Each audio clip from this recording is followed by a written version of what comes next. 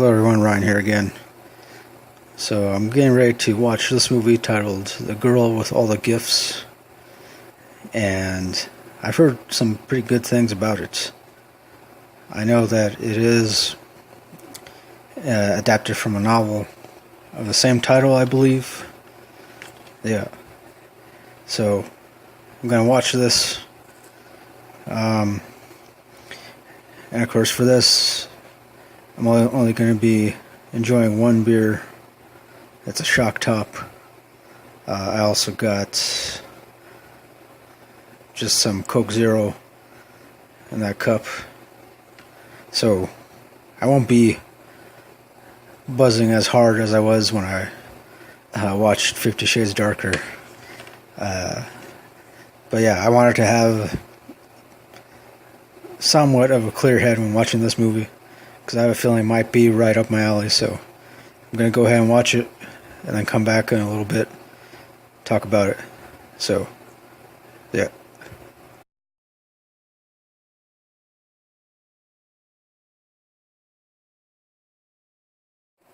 Okay, so I just finished watching The Girl with All the Gifts, and it's definitely awesome.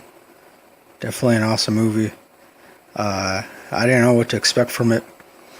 At first, it did seem like it was going to be like another typical kind of zombie movie.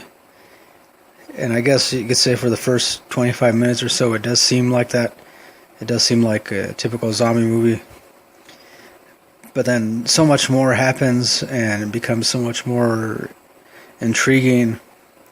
Essentially, I want to say I believe it's supposed to take place sometime in the near future, or I don't know, maybe an alternate timeline or something like that.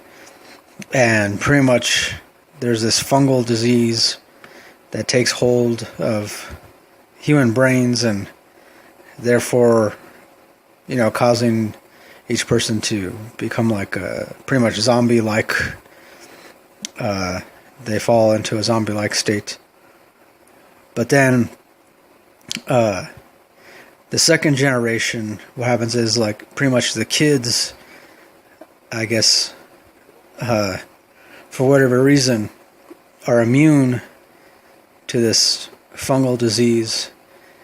In some way, I mean, except that they still have, like, a typical kind of hunger that they have to give into, just like any other zombie-like creature.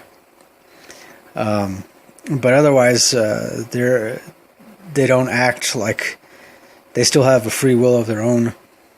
And because of that, the few non-infected humans that remain try to keep these kids under control as much as possible, and try to use them to figure out some kind of cure. And it's very interesting. I gotta say, towards the end, I wasn't expecting the ending. Of course, this main girl,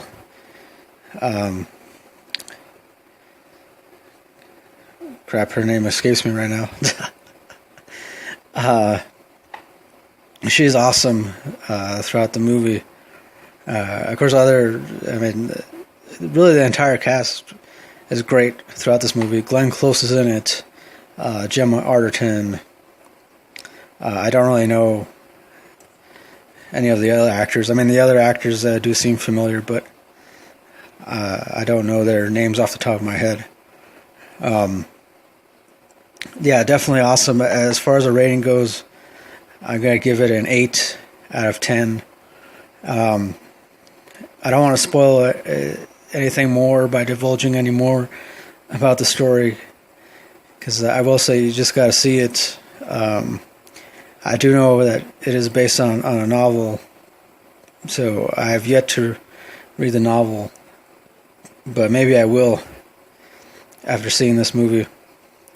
Hopefully in the novel there's a little more details in it. So the only thing that I'd say I didn't like about it is that it leaves you guessing. I mean, towards the end, it leaves you guessing, wondering about a lot of stuff. But ultimately, it does make sense. I mean, it's kind of a cliffhanger ending, I guess. So yeah, I don't know if there's plans for a sequel or something like that. I don't know. It'd be awesome if there is. So yeah, The Girl with All the Gifts, I do give it 8 out of 10. And that'll do it for this movie review. Drunkish movie review. I did sober up. That's another thing. There's a lot of sobering scenes in this movie. If you don't like seeing a lot of gory stuff, well, I mean, obviously it's a zombie kind of thing, zombie kind of movie. So yeah, there is gory stuff, but if you compare it to all the other zombie stuff, not as gory, but still gory nonetheless. So yeah, thanks for watching. As always, don't forget to like, comment, subscribe, all that good stuff. Until next time, keep it real, keep on rocking, and peace.